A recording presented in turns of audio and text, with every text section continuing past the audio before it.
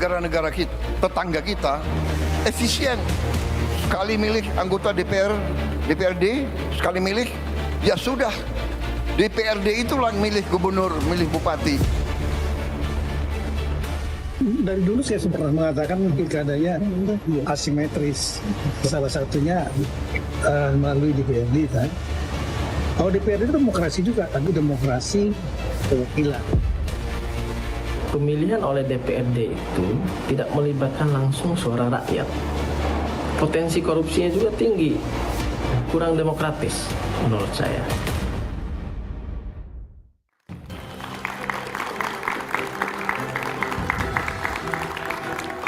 Selamat malam. Wacana kepala daerah dipilih oleh DPRD kembali mengemuka. Bahkan Presiden Prabowo Subianto menyebut jika kepala daerah dipilih DPRD, maka Indonesia akan menghemat dana triliunan rupiah. Partai politik pun mulai bersuara. Meski tak setuju seluruhnya, tapi sepertinya wacana kepala daerah dipilih DPRD akan tetap mengemuka dan posisi partai politik berada di mayoritas kubu yang sama. Tapi ada juga kekhawatiran munculnya kepala daerah boneka. Jika ada catatan dan evaluasi dari penyelenggaraan pilkada serentak, mengapa hak pilih rakyat yang harus dikorbankan? Benarkah masalah dana politik menjadi alasan utama atau ada skenario lain yang jadi arah? Inilah Satu Meja The Forum, pilkada langsung dievaluasi, ada skenario apa lagi?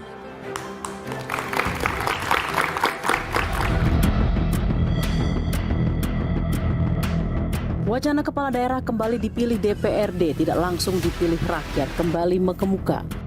Kali ini wacana tersebut dilontarkan Presiden Prabowo Subianto. Alasannya bisa menghemat anggaran triliunan rupiah yang selama ini dikeluarkan untuk pilkada langsung. Menurut saya, kita harus perbaiki sistem kita. Dan kita tidak boleh malu untuk mengakui bahwa kemungkinan sistem ini terlalu mahal. Ya. Saya lihat negara-negara tetangga kita efisien. Ya. Malaysia, Singapura, India. Sekali milih anggota DPRD, sekali milih, ya sudah. DPRD itulah milih gubernur, milih bupati. Ketua Umum PKB Muhaimin Iskandar mendukung gagasan Presiden Prabowo Subianto untuk mengevaluasi pilkada. Namun, Muhaimin menegaskan perlu diskusi lebih mendalam apakah DPRD sebagai pengambil keputusan pilkada atau tidak. Ide untuk mengevaluasi pemilihan langsung di level pilkada itu saya kira saya mendukung, PKB juga mendukung. Soal mekanismenya apakah langsung DPRD, apakah semua DPRD, mari kita diskusikan. Sebaliknya, PDI Perjuangan menuding alasan pilkada berbiaya mahal tak bisa dibenarkan sepenuhnya. Ketua DPP PDI Perjuangan Deddy Sitorus mengatakan pilkada berbiaya mahal karena elit politik yang memiliki uang ingin jalan pintas memperoleh elektoral yang kuat. Tapi pada prinsipnya kami tetap ingin pemilu langsung dan kedaulatan di tangan rakyat, one man, one vote. Jadi jangan hanya menyalahkan rakyat biaya mahal, karena yang menyalurkan uang itu kan memang dari elit politik sendiri. Jadi jalan itu masih panjang, jangan buru-buru kita mengambil kedaulatan rakyat. Pengamat hukum tata negara Ferry Amsari menyebut perihal biaya mahal hanya alasan guna memindahkan pemilihan langsung menjadi tidak langsung, sehingga para elit berkuasa dapat menguasai proses pemilihan kepala daerah. Soal biaya mahal sebagai alasan, menurut saya itu juga alasan dan argumentasi yang bermasalah. Jadi, elit yang berkuasa saat ini sedang merencanakan mau menguasai banyak hal termasuk dalam proses pemilihan kepala daerah. Pilkada langsung memang tak murah. Namun, apakah mahalnya biaya pilkada cukup jadi alasan untuk mencabut kedaulatan rakyat dan menyerahkan pemilihan kepala daerah kepada segelintir elit politik?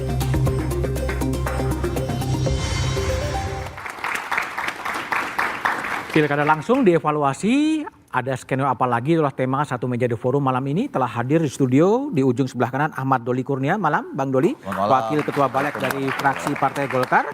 Kemudian ada Muhammad Rifki Nizami Karsayuda, Ketua Komisi 2 DPR, malam Mas Rifki. Kemudian ada politisi PDI Perjuangan Deddy Sitorus, malam Bang Deddy. Lalu kemudian ada pakar hukum tata negara Bivitri Susanti, BIP, dan Hadar Nafis Gumai, pakar pemilu dan direktur eksekutif NetGrid.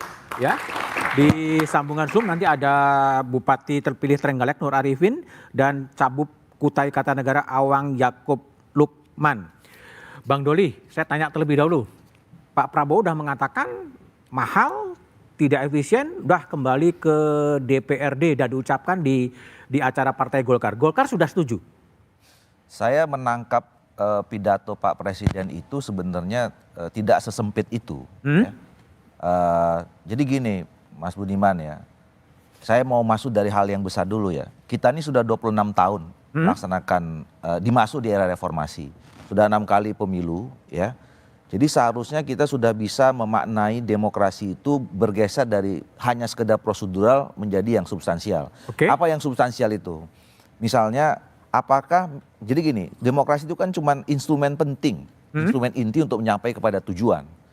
Nah sekarang pertanyaannya adalah apakah demokrasi kita ini semakin mendekatkan pada tujuan itu? Apakah pemilu yang sudah 6 kali itu membuat makin rakyat ini makin sejahtera, makin literasinya lebih bagus, ya, atau makin brutal? Nah kalau kita dengar kemarin misalnya soal pemilu biaya politik tinggi, ini kan makin lama makin permisif dan masif. Jadi setuju dipindahkan ke DPRD? Nah belum tentu. Nah jadi maksudnya pidato itu harus dimaknai. Ini saya hitung ada yang ketiga kali ini disampaikan. Bahwa seorang kepala negara mengajak kita semua membangun kesadaran ada problem dalam demokrasi kita, maka kita harus melakukan evaluasi. Nah kalau kita melakukan evaluasi ya nggak bisa misalnya kita hari ini mengatakan harus kembali ke sini, harus begini. Itu harus dilakukan kajian yang mendalam. Kaji dulu. Golkar sebenarnya kami 2 kali Munas 2004, 2019, 2024 itu resmi ada rekomendasi Munas yang mengatakan bahwa kita harus melakukan kajian mendalam terhadap sistem pemilu itu. Makanya saya 5 tahun yang lalu sama Pak Ketua Komisi waktu di Komisi 2 itu sudah mulai kaji ya, posisinya kaji dulu ya. Kita sudah punya draft naskah akademik dan draft RUU Undang-Undang Pemilu maupun Pilkada. Baik. Waktu itu kena COVID. Berhenti dulu ya. Bang Rifki, kalau Nasdem, saya mau tahu posisinya di mana? Apakah langsung setuju ke DPRD sesuai dengan pidato Pak Prabowo atau gimana? Satu, bagi Partai Nasdem, pasal 18 ayat 4 konstitusi itu adalah acuan dalam menentukan. Dipilih secara demokratis? Dipilih secara demokratis. Artinya langsung tidak langsung itu menjadi sesuatu yang bisa menjadi pilihan kita bersama. Nah, dalam konteks saya sebagai Ketua Komisi 2, kami akan melakukan evaluasi yang sangat serius terkait dengan pelaksanaan pemilihan gubernur, bupati, wali kota. Bahkan beberapa fraksi telah mengusulkan membentuk panitia kerja terkait dengan evaluasi pilkada ini. Saya kira bukan hanya soal sistem yang akan kita evaluasi, tapi juga bagaimana implementasi yang selama ini berjalan, termasuk bagaimana kultur politik yang selama ini juga mempengaruhi bagaimana kritik kita terhadap pemilihan gubernur bupati langsung. Termasuk juga mahalnya biaya yang selama ini harus dikeluarkan baik oleh negara atau daerah melalui APBN, APBD maupun oleh para kontestan calon tersebut melalui pasangan calon maupun partai politik. Nah, jadi karena posisinya itu, masih dikaji ya? Karena itu posisi resmi partai, kalau Nasdem belum menyampaikan posisi resmi partai, saya kira akan sangat baik kalau kita selesaikan dulu tahapan ini. Sekarang tahapan pilkada masih dalam proses di Mahkamah Konstitusi. Kita akan lakukan kajian, kita punya instrumen di Komisi 2 DPR RI untuk melihat ini sampai dengan pada titik tertentu nanti kita akan menyimpulkan kira-kira bagaimana mekanisme terbaik. Kita pernah mencoba seluruh mekanisme ini dalam sejarah ketatanegaraan kita. Tunjuk, pilih dan seterusnya. Baik. Bung Deddy Sitorus, PDI Perjuangan apakah kaji dulu atau gimana? Saya kira soal kedaulatan rakyat nggak perlu dikaji. Nggak perlu dikaji? Nggak perlu dikaji, kan kita sepakat bahwa pemilu itu dari rakyat, oleh rakyat untuk rakyat kan, demokrasi itu dulu itu nggak bisa ditawar-tawar. Yang dipersoalkan Bapak Presiden kalau kita simak, yang pertama kan mahalnya biaya pemilu. Mahal itu pertama dari sisi anggaran pemerintah, yang kedua dari sisi mereka yang bertanding. Kalau persoalannya adalah mahalnya biaya pemilu, harusnya yang kita bicarakan bagaimana membuat dia melakukan efisiensi. Apa sih unsur-unsur biaya mahal dalam anggaran kepemiluan? Misalnya KPPS, misalnya terlalu banyak. Atau apa? Kan itu dulu kita bicara levelnya gitu. Jangan terus lompat. Langsung kita balik aja deh ke sana gitu kan. Karena tidak semua dalam sistem keternegaraan itu bisa dikuantifikasikan menjadi biaya, Pak. Karena ada banyak persoalan dalam pemilu itu. Soal keabsahan, legitimasi seorang pemimpin atau pemerintahan yang dibentuk. Itu persoalan yang esensial. Baik. Jadi misalnya begini, kalau kita anggap biaya nikah itu mahal, ya udah kita kumpul kebo aja kan sama itu. Hasilnya anak juga gitu. Itu kan cacat pemikiran yang menurut saya harus dibenerin. Oke, gitu Bung Deddy, kita tanya ya kepada pelakunya. Awang Yakob Lukman, Cagup dari Kutai Kartanegara, dan juga Nur Arifin. Saya ke Pak Awang dulu. Pak Awang, seberapa mahal sebetulnya pemilihan di Kutai Kartanegara itu? Ya, kami memberikan proses penegasan bahwa untuk di Kutai Kartanegara lex spesialis jauh lebih mahal dari apa yang diperkirakan. Apalagi yang paling mahal untuk biaya apa, Pak Awang?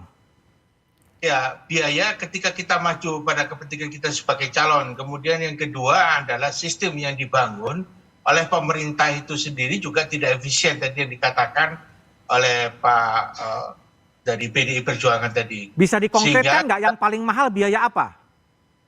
Ya, di dalam proses mekanisme kita itu kan dengan luas wilayah Kutai Kartanegara yang demikian luas, sehingga apapun yang kita lakukan juga akan menjadikan biaya itu menjadi lebih mahal beda dengan kabupaten kota.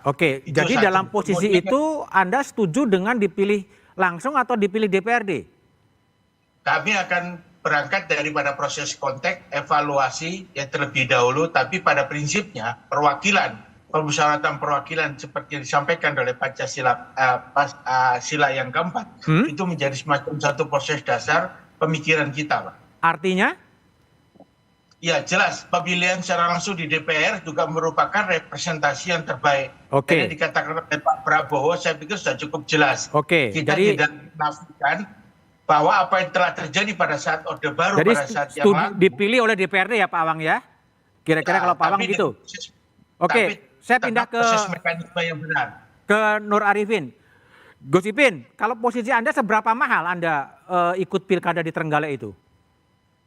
Gini Mas Budiman, jadi saya berbicara pemilu pasti berbiaya, tapi mahal atau enggak itu kan tergantung kayak kita berekspektasi kamu mengeluarkan sesuatu dapatnya apa. Tapi bagi saya berterima kasih ada pemilu langsung yang dipilih oleh rakyat, sehingga saya merasanya malah lebih murah. Karena apa? Lebih murah? Karena nggak semua rakyat itu bisa dibeli loh. Saya 2 periode. Pertama waktu bupati yang awal dulu, strong voter saya 68%. Dan itu sudah menyematkan pertanyaan, kalau kamu dikasih uang oleh pihak lain untuk tidak memilih Muhammad Nur Arifin atau memilih calon lain, kamu masih mau milih karena uangnya atau karena orangnya? Pasti 68% milih tetap Muhammad Nur Arifin.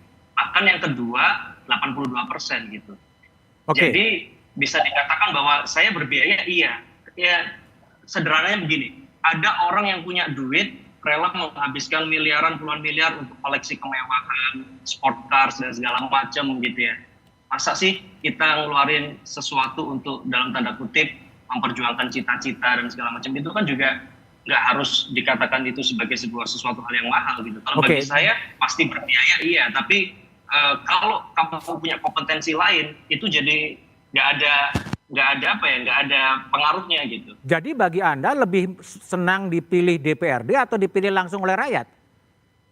Kalau saya mengikuti nafsu saya yang sudah berkuasa ini gitu, saya lebih enak karena saya sudah kenal elit dan segala macam. Tapi kalau saya melihat kacamata saya sebagai rakyat, saya membayangkan bagaimana nanti media rakyat untuk bisa bonding sama pemimpinnya ya. Bagaimana dia tahu gagasan langsungnya ketika kemudian tidak mendengar langsung visi misinya, nggak mendengar langsung cerita, nggak ketemu langsung.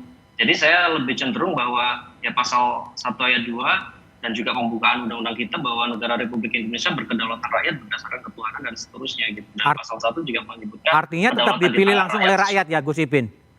Saya masih sepakat dipilih langsung oleh rakyat karena sebagai rakyat biasa kita butuh bonding dengan pemimpinnya, kita ingin kenal siapa yang akan memimpin kita dan mendengar langsung bersama. Oke, baik Gus Ipin dan Pak Awang, terima kasih telah bergabung di satu meja The Forum. Tapi ada apa di balik maju mundur sistem pilkada? Apakah langsung perwakilan? Jawabannya setelah jeda berikut ini.